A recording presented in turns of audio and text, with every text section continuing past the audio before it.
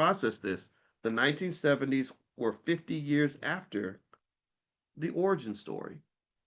How many people really start a business expecting it to take 20, 30, 40, 50 years before they really, really, really start making like significant amounts of money? So, but the NFL has real power. The NFL has real power.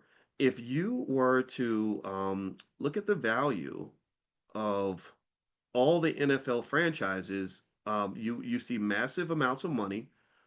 You see institutions that don't just have wealth and power; they have the ability to christen millionaires.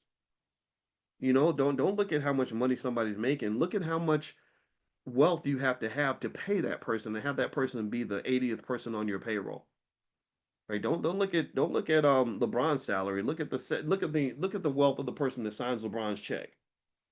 If you look at the franchises now, years later, the average NFL franchise has a value of 7.1 billion dollars.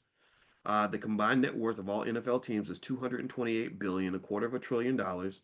The Dallas Cowboys are worth 12.8 billion, Los Angeles Rams 10.4 billion, New York Giants 10.25 billion, New England Patriots 8.8 billion.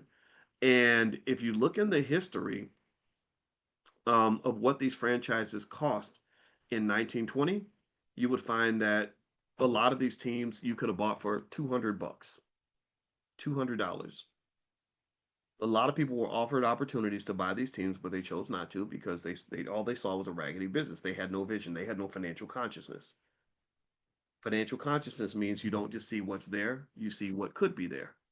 Like if you see a little girl, you shouldn't just see a little girl. You should see someone who's going to be a mother and a grandmother one day. That's what consciousness does. Allows you, and this fits right into wealth. When you look at an asset, a financial asset, you shouldn't just look at what it is. You got to look at what it's going to become. You give it TLC, you protect it, you grow it. Like that little girl, if you protect her and you nurture her and you educate her and you pour into her, you invest in her, then you're investing in something that could be extraordinary one day. She could become the first female president of the United States. But she'll never become that if you don't invest in her early. So your biggest investments are always in people. So when I talked to my daughter this morning on the way to school, I was investing in her. That was me being an investor. Hey, let me drop some game on you on how life works. Let me tell you some things that I wish somebody had told me when I was 15 years old. All right. So literally in 1920, so all these NFL teams, right? You got the San Francisco 49ers, 8.6 billion. Cincinnati Bengals, which is one of the cheaper teams, they're worth 5.5 billion. In the beginning, a franchise cost $100, and that was the fee to become a member of the American Professional Football Association.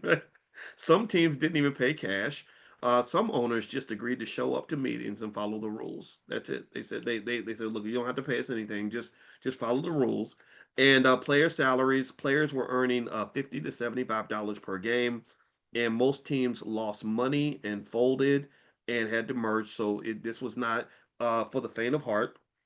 And the value was so low that owners treated teams like side hobbies, not businesses. A few early franchises were sold for just a few $100s, even throughout the 1920s. And literally nobody expected these $100 teams to be worth 10, $12 billion down the line. So this is what generational wealth and generational power looks like. And what tends to happen is that true power, true infrastructural power, where you really are the power source, that is typically built across multiple generations.